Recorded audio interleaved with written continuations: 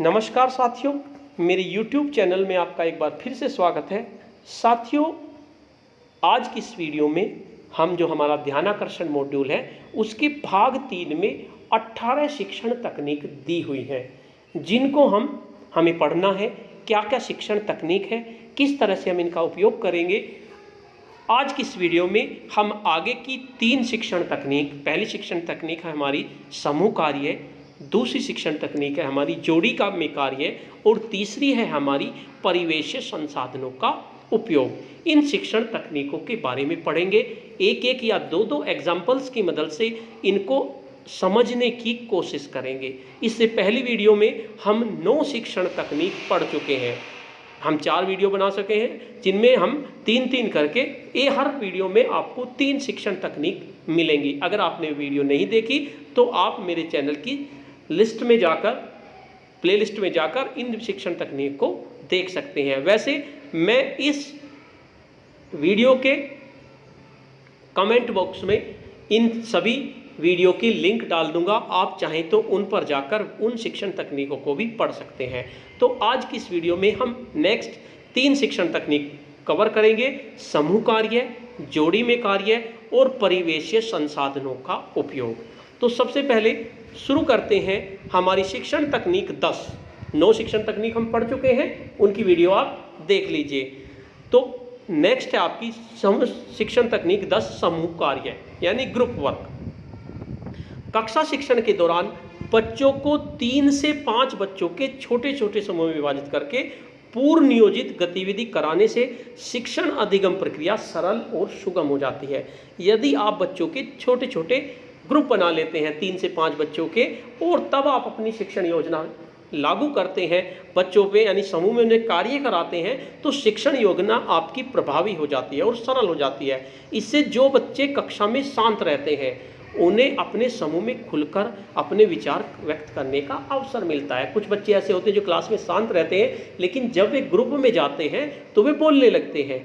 तो शिक्षक को समूह कार्य से पूर्व यह योजना बनानी होगी कि समूह में बच्चे क्या करेंगे और उस गतिविधि में वे क्या सीखेंगे। ये शिक्षक को पहले पता चलना जाना चाहिए।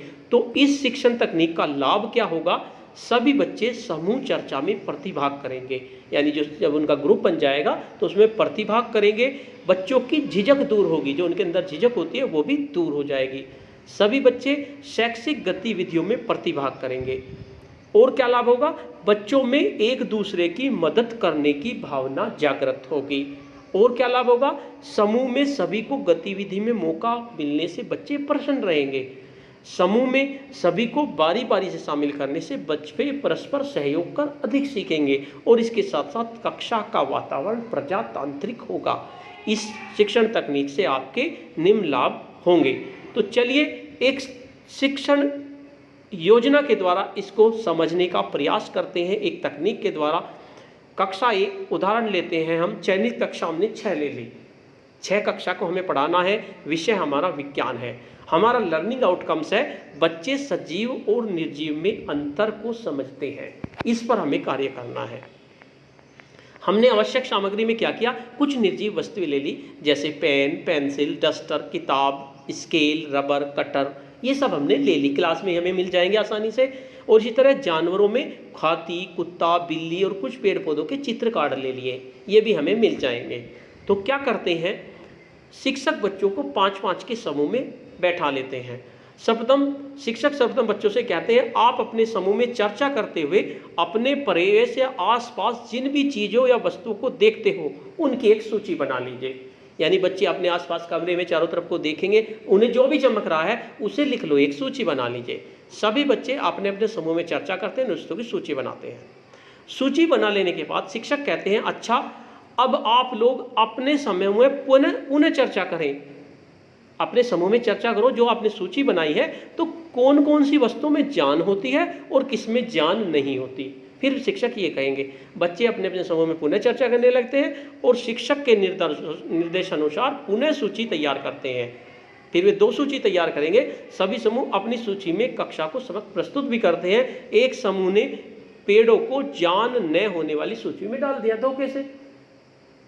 फिर क्या होगा?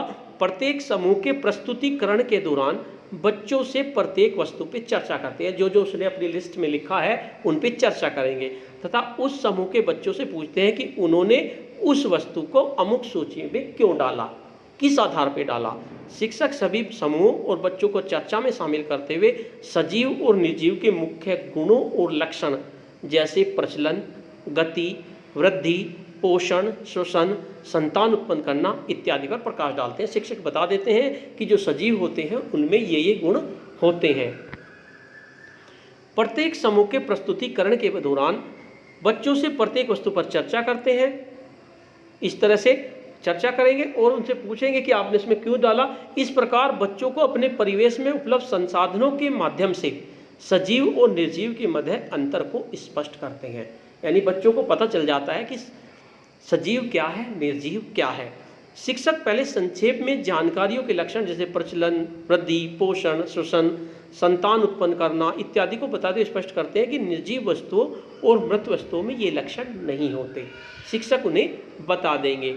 उसके बाद शिक्षक अब बच्चों द्वारा तैयार की गई सामग्री को प्रत्येक समूह में बांटते हैं और कहते हैं इन सामग्रियों को आपने ध्यान से देखना है, 15 मिनट तक आपस में बखूब बातचीत करो और फिर अभी तक हुई चर्चा के आधार पर 2 सूची बनाओ। एक सूची सजीव वस्तुओं की और दूसरी सूची निर्जीव वस्तुओं की। इस प्रकार संपूर्ण प्रक्रिया के दौरान शिक्षक प्रत्येक समूह के पास जाते हैं तथा यह देखते हैं कि समूह चर्चा में प्रत्येक बच्चा शामिल है या नहीं।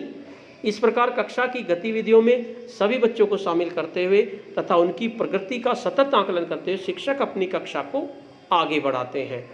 इस प्रकार समूह आधारित गतिविधि के आधार पर शिक्षक बच्चों में सजीव व निर्जीव वस्तुओं के बारे में समझ विकसित करते हैं। यानी कि बच्चों को पता चल जाता है कि सजीव क्या है और निर्जीव क्या है।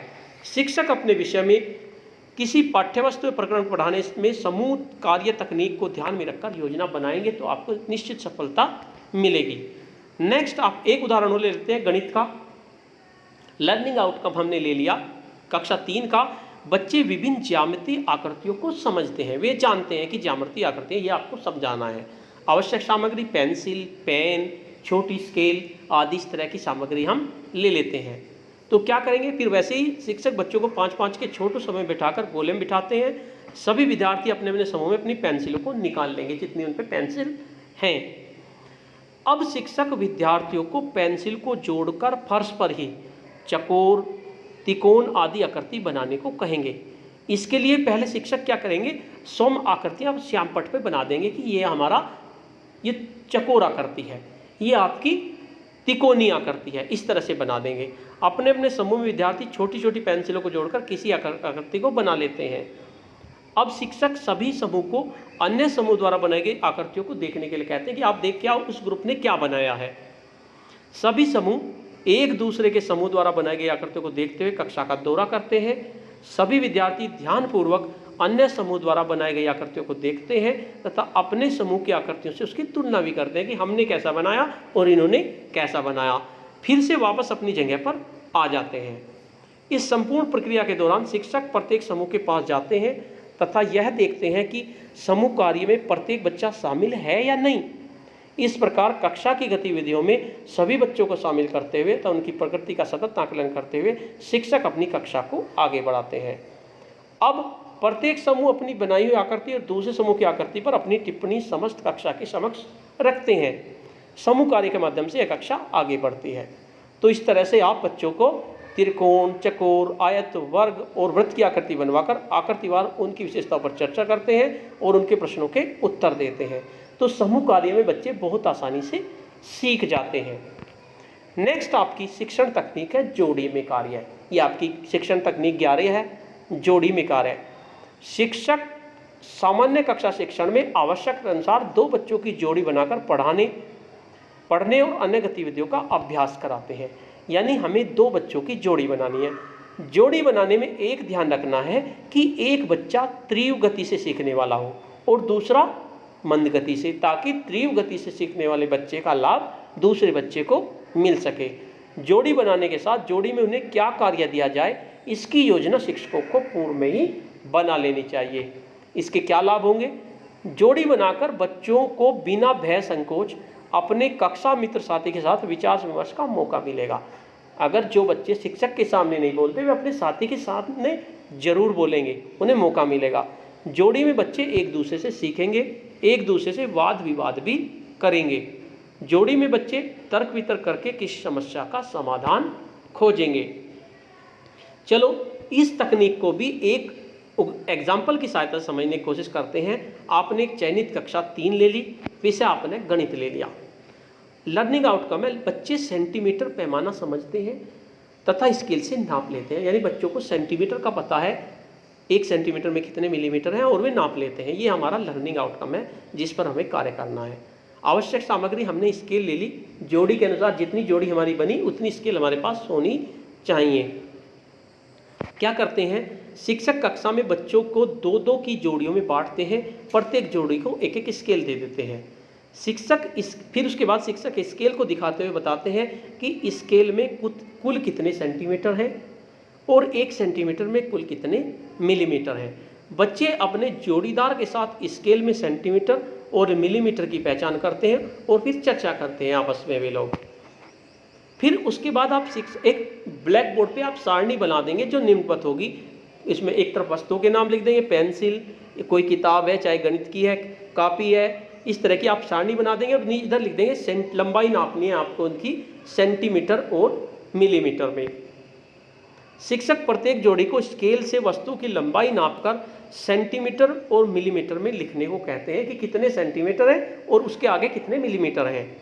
शिक्षक एक उदाहरण के तौर पर एक पुस्तक की लंबाई नापकर श्यामपट्ट पर लिखते हैं। बच्चों को पहले दिखा देंगे कि जैसे 5 सेंटीमीटर और 7 मिलीमीटर की पुस्तक है, लिख दिया। प्रत्येक जोड़ी अपनी कॉपी में सारणी बनाती है और वस्तुओं की नाप को स्केल द्वारा मापकर सारणी में सेंटीमीटर और मिलीमीटर में लिखते हैं। फिर प्रत्येक जोड़ी के बच्चे अपने कार्य को शिक्षक को दिखाते हैं और माप बताते हैं। इस संपूर्ण प्रक्रिया के दौरान शिक्षक प्रत्येक जोड़ी के पास जाएंगे और यह देखते हैं कि जोड़ी के दोनों बच्चे किस प्रकार कार्य करते हैं। इस प्रकार कक्षा की गतिविधियों में सभी बच्चों को शामिल करते हुए और उनकी प्रगति का सतत आकलन करते हुए शिक्षक अपनी कक्षा को आगे बढ़ाते हैं। अब बच्चे अन्य आकृतियों को भी सेंटीमीटर और मिलीमीटर में नाप लेते हैं। तो क्या कंसोलिडेशन होगा इसका? जोड़ी आधारित गतिविधि के माध्यम से शिक्षक बच्चों में लंबाई के मापन के बारे में समझ और दक्षता विकसित करते हैं। तो आप अपनी किसी प्रकरण को पढ़ाने के लिए जोड़ी में कार्य तकनीक को ध्यान में रखते हुए शिक्षण योजना बनाइए, इससे आपको अवश्य लाभ मिलेगा। इसके बाद एक उदाहरण और ले लेते हैं। इसको आसानी से समझने के लिए हमने कक्षा 6 ले ली और सब्जेक्ट हमने विज्ञान ले लिया। लर्निंग आउटकम हमने ले लिया, बच्चे भौतिक और रासायनिक क्रियाओं में अंतर को समझते हैं, यानी कि भौतिक क्रियाएं क्या होती हैं और रासायनिक क्रियाएं क्या होती हैं। आवश्यक सामग्री में हमने कुछ वस्तुएं ले ली, जैसे बर्फ, मोम, दूध, दही, नींबू, कागज, स्प्रिट, लैम्प, मोमबत्ती, मैग्नीशियम, फीता, गुब्बारे, इस तरह की वस्तु आपने ले ली। शिक्षक कक्षा के बच्चों को 2-2 की जोड़ियों में बांट लेंगे। बड़े बच्चे हैं और उन्हें साथ साथ बैठने को कहते हैं।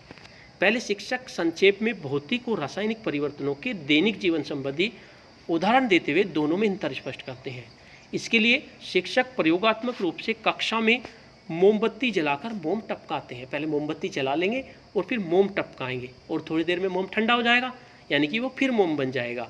तो शिक्षक बच्चों को बताएगा कि देखिए पहले गर्म था, फिर मोम पिघल गया, यानी कि मोम का मोम ही रहा। इसी तरह दूसरा उदाहरण देंगे, बर्फ़ को गर्म करेंगे, वो पानी बन जाएगा और फिर भाप बन जाएगा, और भाप को बर्तन से डरे ढक्कन में चिपक जाती है और फिर वो क्या हो जाती है, फिर पानी बन जाती है। इस तरह से बर्फ़ का पानी, फिर भाप और उसके बाद पुनः पानी में परिवर्तित होते दिखाई देते हैं।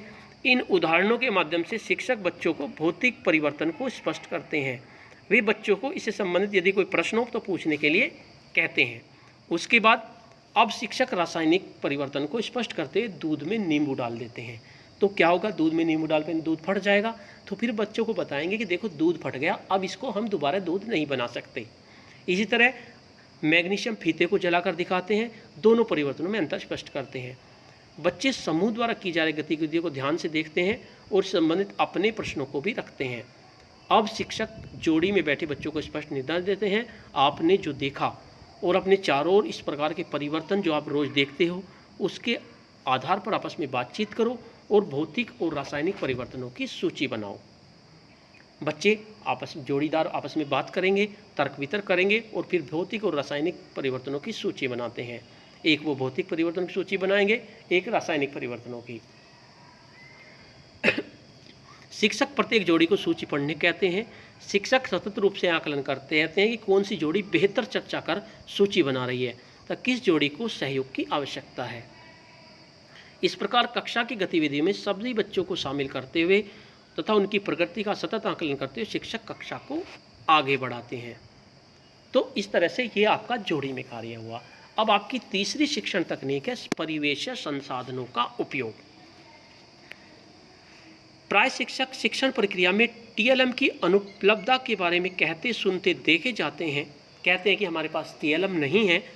संभवतः ऐसे शिक्षक अपना ध्यान प्रकृति की ओर आकृष्ट नहीं करते, यानी प्रकृति भी एक टीएलएम का कार्य करती है, यानी हमें अपने परिवेश संसाधनों का उपयोग करना है। वास्तव में प्रकृति ही प्रयोगशाला है।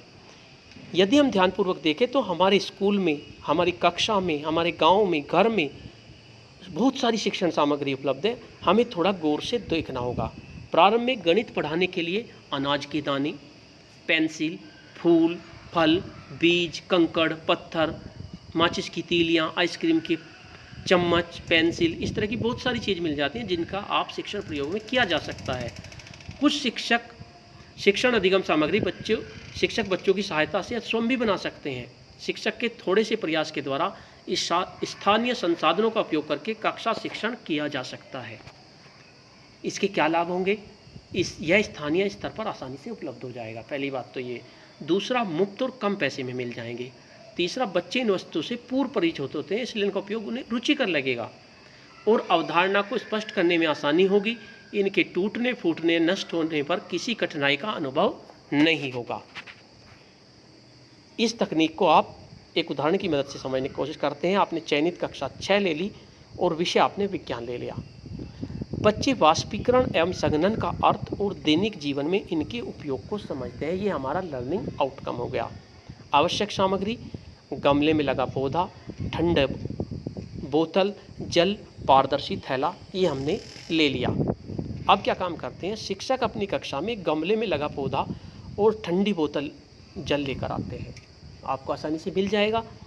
वे इस गमले और पौधे को बच्चों को दिखाते हैं। फिर क्या होगा? शिक्षक बच्चों को गमले में लगे पौधों में जल डालने को कहते हैं। बच्चे उसमें जल डालते हैं। अब शिक्षक पौधे की एक टहनी में पारदर्शी थैला लगाते हैं। इसके बाद उसे कक्षा के बाहर सूर्य के प्रकाश में रख देते हैं। बच्चे भी कक्षा के बाहर गमले में लगे पौधे की टहनी जो पारदर्शी थैले से ढकी है का अवलोकन करते हैं। साथ ही यह भी देखते हैं कि पत्ती से जल की बूंदें पारदर्शी थैले पर स्पष्ट दिखाई देती हैं। शिक्षक स्पष्ट करते हैं कि यह सूर्य की किरणों से पड़ने वाले ताप के कारण हुआ है। अच्छी तरह से बता देंगे कि ताप के कारण से जो है इसने वाष्पोत्सर्जन किया। सभी बच्चे अपनी कक्षा के बाहर सूर्य के प्रकाश में गमले में लगे पौधे की पत्तियों पर या ठंडी बोतल पर जल की बूंदें देख रहे हैं जो जलवाष्प के ठंडा होने से बनती है। शिक्षक यह बताते हैं कि यह क्रिया वाष्पन कहलाती है, यानी कि जब पानी भाप के रूप में बनकर उड़ जाए उसे वाष्पन कहेंगे। तो इस तरह की एक टेबल दे देंगे। शिक्षक बच्चों को वाष्पीकरण और संघनन की प्रक्रिया को परिवेश संसाधनों जैसे घर में गीले कपड़े, चाय की केतली से भाप का द्रव में बदलने की प्रक्रिया को जोड़कर देखने के लिए कहते हैं। सभी बच्चे अपने घरों में इस प्रक्रिया को देखेंगे और अगले दिन अपनी प्रतिक्रिया कक्षा में बताएंगे। अब शिक्षक बच्चों को वाष्पीकरण एवं संघनन के दैनिक जीवन से जुड़े उदाहरणों की सूची बनाने के लिए कहते हैं। सभी बच्चे सूची बनाते हैं। शिक्षक सभी बच्चों की सूची को देखते हैं। बच्चे किस प्रकार कार्य करते हैं? इस प्रकार कक्षा की गतिविधि में सभी बच्चों को शामिल करते हुए और उनकी प्रगति का सतत आकलन करते हुए शिक्षक कक्षा को आगे बढ़ाते हैं। इसका कंसोलिडेशन क्या होगा? इस प्रकार परिवेश संसाधनों का उपयोग करते हुए शिक्षक बच्चों में पासपन तथा संघनन तथा इनके दैनिक जीवन में महत्व के बारे में समझ विकसित करते हैं। शिक्षक बच्चों को यह बताते हैं कि इस द्रव का वाष्प में बदलना वाष्पन और यह क्रिया वाष्पीकरण कहलाती है, जबकि भाप के द्रव में बदलने क्रिया को संघनन कहते हैं। यह प्रत्येक ताप पर निर्भर होती है। तो इस तरह से बच्चे आपको समझा देते हैं। तो आप इस तरह से परिवेश संसाधनों का उपयोग करके अपनी शिक्षण प्रक्रिया को आगे बढ़ा सकते हैं। साथियों, आपको वीडियो कैसी लगी कमेंट्स बॉक्स में लिखकर बताइए। अगर आपको वीडियो पसंद आई हो तो इस वीडियो को लाइक कीजिए और शेयर कीजिए। धन्यवाद।